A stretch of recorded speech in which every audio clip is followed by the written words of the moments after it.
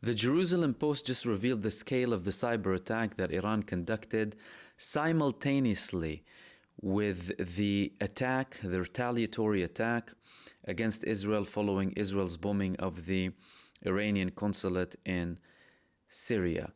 During that night of the attack, Iran did declare that they also had a cyber attack, and it was also confirmed by Israel. They confirmed that they were under a cyber attack. That cyber attack targeted primarily the military, the radar systems in Israel, GPS, and you also had a countermeasure from Israel and its allies that helped it intercept Iran's drones and missiles. However, the revelation, the interesting part about it in the Jerusalem Post is the fact that it didn't only target the military side, but it also had a civil aspect as well. So there's a group called Hanthala. Hanthala is a character representing the Palestinian cause that was drawn by a man named Naji Al-Ali. And this group, they targeted Israel many times previously. It's not the first time that they target them, and Israel always suspected that the source is Iran.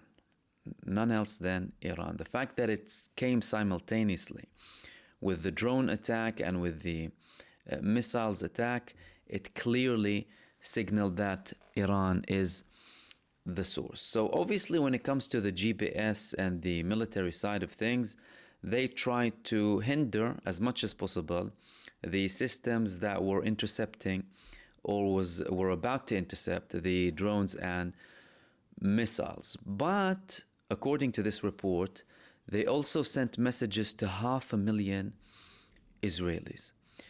They told them in text messages, you have only a few hours to fix the systems. And they also warned them about their leaders. Quote, people will pay for the crimes and foolishness of your leaders. There is no doubt that your leaders will regret these foolish ventures. Evacuate the cities, perhaps you will see less damage. They continued after that saying, do not hesitate and do not sleep. The chance to escape is less than 10 seconds, and perhaps your city will be chosen. Now, whilst Iran didn't declare that they targeted civilian locations in Israel, they obviously had these texts that reportedly come from Iran. And it's very important to highlight that this cyber attack isn't exclusive to Iran. As a matter of fact, Hamas and the Palestinian resistance, they attacked Israel many, many times, including in the current escalation, the current genocide against Gaza.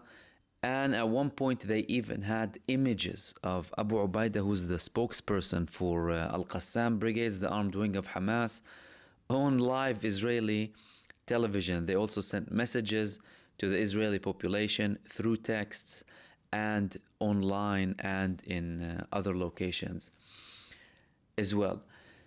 The important thing to highlight when it comes to this cyber attack is the fact that Iran has the ability to conduct large-scale interruptions against Israel. And although we had the report that it was Israel and its allies who supposedly had GPS attacks against Iran and against the missiles and drones, it was actually Iran that also had an effective campaign that led their drones and missiles to penetrate Israel.